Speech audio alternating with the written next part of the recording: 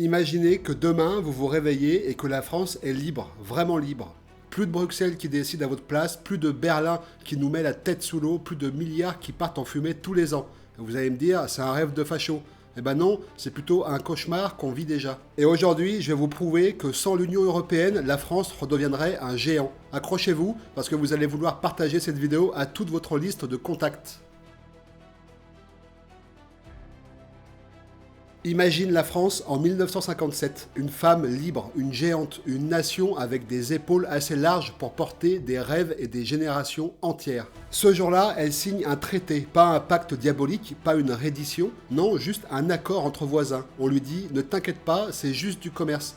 Un coup de main entre amis, rien de plus. » Alors la France sourit, un peu naïve mais confiante. Elle ne savait pas qu'à cet instant précis, elle ouvrait la porte à quelque chose de bien plus grand que le commerce, à un empire. Les années passent, les règles changent, les promesses s'effacent, et chaque nouveau traité retire un petit morceau de son pouvoir, puis un autre, puis encore un autre, etc. Exactement comme un puzzle qu'on démonte pièce par pièce. Puis, un matin, elle se réveille, et ce n'est plus la France qui décide, mais Bruxelles, cette entité obscure remplie de technocrates que personne n'a élu pour diriger nos vies. Aujourd'hui, quand l'Assemblée nationale vote une loi, ce n'est qu'une première lecture. Le vrai verdict, le dernier mot, le tampon final vient de l'Union européenne dans près de 80% des cas. 80%, tu te rends compte? Ce n'est plus une coopération, c'est une tutelle. On n'est plus un pays souverain, on est devenu une région administrative, une préfecture géante perdue dans un système où les décisions se prennent à huis clos, loin du peuple, loin du réel. Ah, la France, la grande France, la France de De Gaulle, de Montesquieu, de Voltaire, de l'esprit libre, est aujourd'hui une nation sous curatelle tenue par les experts, les commissaires, les lobbies et les institutions qu'aucun citoyen ne peut renverser. Et pourtant, à chaque fois que quelqu'un demande « et si on sortait de l'UE ?», on lui répond comme si c'était un crime. Tu veux devenir la Corée du Nord? Tu es fou, tu veux l'apocalypse? Non, sortir de l'UE, ce n'est pas devenir la Corée du Nord, c'est même pas devenir le Royaume-Uni post-Brexit. Sortir de l'UE, c'est simplement redevenir nous, redevenir la France avec nos choix, nos frontières, nos lois, notre démocratie. Redevenir responsable, redevenir souverain. Parce qu'un pays qui ne peut plus dire non, c'est plus un pays, c'est un territoire occupé. Et aujourd'hui, ce qui occupe la France, ce n'est pas une armée, c'est une bureaucratie tentaculaire, une idéologie technocratique et une machine administrative qui prend nos décisions à notre place. La vérité, c'est que notre souveraineté ne nous a pas été prise d'un coup, elle s'est faite voler lentement, subtilement, poliment. Avec des sourires, des signatures, des promesses creuses. Et toi qui écoutes cette vidéo, aujourd'hui tu le sais très bien, la France n'est plus la France. Mais elle peut le redevenir, il suffit juste de poser la bonne question interdite et d'avoir le courage d'écouter la réponse. Imagine une scène, tu es chez toi, tu travailles, tu galères, tu payes tes impôts, tu fais ton plein, et à la fin du mois, t'es déjà à découvert. Maintenant, imagine qu'un type débarque chez toi, rentre sans frapper, ouvre ton portefeuille et pique un billet de 200 €, sans un mot, sans un regard, et elle te dit juste « c'est normal, c'est de la solidarité ». Et ben voilà, ce type c'est Bruxelles, et la France, et ben c'est toi.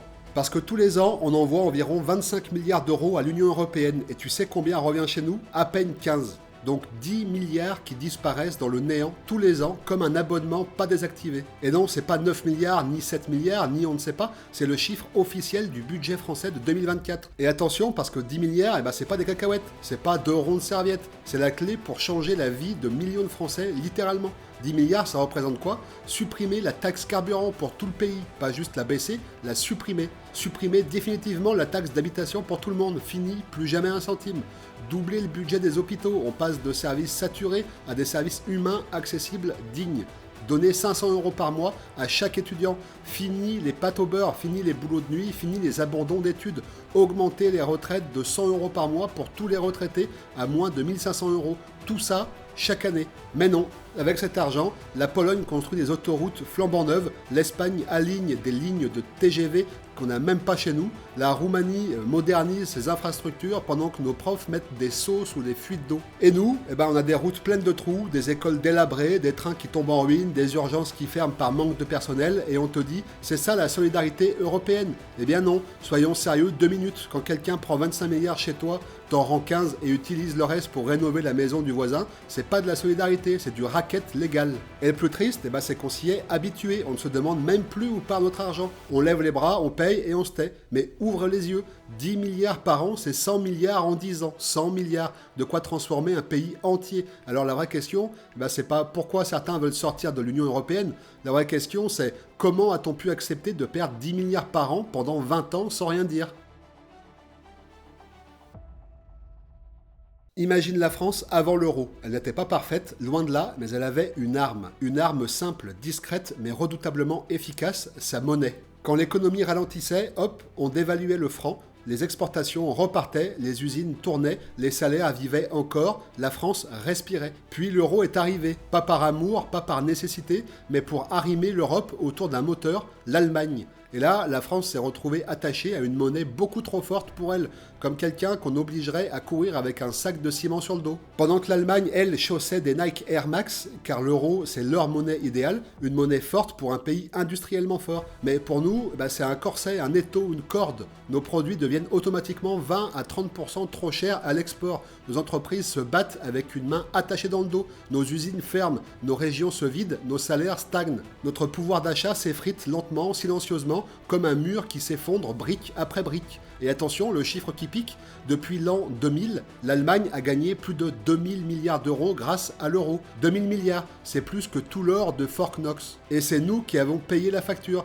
Et la France, elle, elle en a perdu presque autant. Et non, c'est pas une estimation bidon, c'est l'étude du CEP, du Centre for European Policy. En fait, c'est comme si on jouait au Monopoly, mais que l'autre commence avec 2 hôtels, 20 000 euros en cash, et qu'on tire une carte, aller directement en prison. Pendant ce temps, nous sommes le seul grand pays développé où le pouvoir d'achat des classes moyennes a baissé depuis 20 ans. Le seul pays. Alors quand certains racontent que sortir de l'euro, ce serait revenir à la bougie, eh bien non. Sortir de l'euro, ce serait retirer la corde autour du cou. Retrouver l'oxygène, retrouver l'air, le vrai, retrouver notre capacité d'agir, d'adapter, de respirer. Parce qu'un pays sans maîtrise de sa monnaie, c'est un pays sans volant, sur une route verglacée lancée à 130 km/h. Imagine une maison.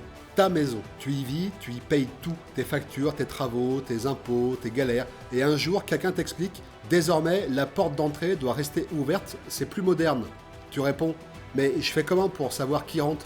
Eh bien, on te répond, tu n'as plus à décider, c'est Schengen qui décide, point. Voilà la France aujourd'hui. On a beau crier, débattre, voter, s'indigner, depuis qu'on a abandonné nos frontières, on a abandonné notre souveraineté. Parce que maintenant, c'est simple, quelqu'un peut traverser l'Italie, l'Autriche, l'Allemagne, la Slovénie, la Hongrie, bref, 26 pays sans qu'on puisse dire un mot. Et il arrive chez nous légalement, automatiquement. Tu veux les chiffres ? Ils font assez mal, 400 000 entrées légales par an. Et pour l'illégal, l'État ne donne même plus les vrais chiffres. C'est trop explosif politiquement. Et non, c'est pas exagéré, c'est les données officielles du ministère de l'Intérieur français pour 2023. Résultat, des préfectures saturées, des écoles débordées, des hôpitaux en PLS complet, et un pays où même dire peut-être qu'on devrait choisir qui entre, est considéré comme un blasphème. Et pendant ce temps, un infirmier français qui bosse 60 heures par semaine met 7 ans pour avoir un logement social, et on le fait passer après quelqu'un qui est arrivé hier. Mais attends, il y a mieux. Les pays qui, eux, gardent leurs frontières, la Suisse, la Norvège, le Royaume-Uni, tu vois un chaos, des jungles comme on nous l'avait promis si on reprenait le contrôle, des incendies dans les rues, des effondrements sociaux, eh bien non, tu vois des États stables, des États respectés, des États riches, des États souverains. Ces pays décident, nous on subit. Et le pire, on nous dit encore, c'est pour votre sécurité, alors que la seule vraie sécurité, c'est de savoir qui entre chez toi, comme n'importe quel pays normal, comme n'importe quel foyer normal, parce qu'un pays sans frontières, c'est un pays qui ne s'appartient plus. Sortir de l'Union européenne, ce n'est pas devenir une forteresse, c'est simplement redevenir un pays qui choisit, qui protège, qui décide, un pays maître chez lui. Et aujourd'hui, la France mérite une seule chose, récupérer ses clés. Imagine une scène, tu te réveilles un matin, tu allumes la télé et on t'annonce « Voici votre nouvelle patronne. Vous ne l'avez pas choisie, mais elle va décider de vos lois, de votre économie, de votre agriculture, de votre avenir. » C'est exactement ce qui s'est passé avec Ursula von der Leyen. Personne en France n'a mis son nom dans une urne. Personne en Europe n'a voté pour elle. Même aux élections européennes, son nom n'apparaissait nulle part. Parce qu'en réalité, voici comment ça marche. Les chefs d'État et de gouvernement européens se réunissent dans une salle fermée. Ils négocient, marchandent, échangent des postes comme dans un monopoly politique. Et pouf, une candidate sort du chapeau. Le Parlement européen vote ensuite pour valider ce choix, mais il ne propose personne. Il ne peut pas présenter de candidat alternatif et il ne peut pas la virer pendant son mandat. Résultat, la femme la plus puissante d'Europe n'a pas de mandat démocratique direct. Elle a juste été nommée après un accord entre dirigeants. Et les commissaires européens, eh ben eux, encore pire. Tous nommés, aucun élu. Et pourtant, ils rédigent 100% des lois européennes. Le Parlement ne peut que dire oui, non ou rien du tout. Bruxelles, eh ben, c'est 27 000 lobbyistes, plus qu'à Washington.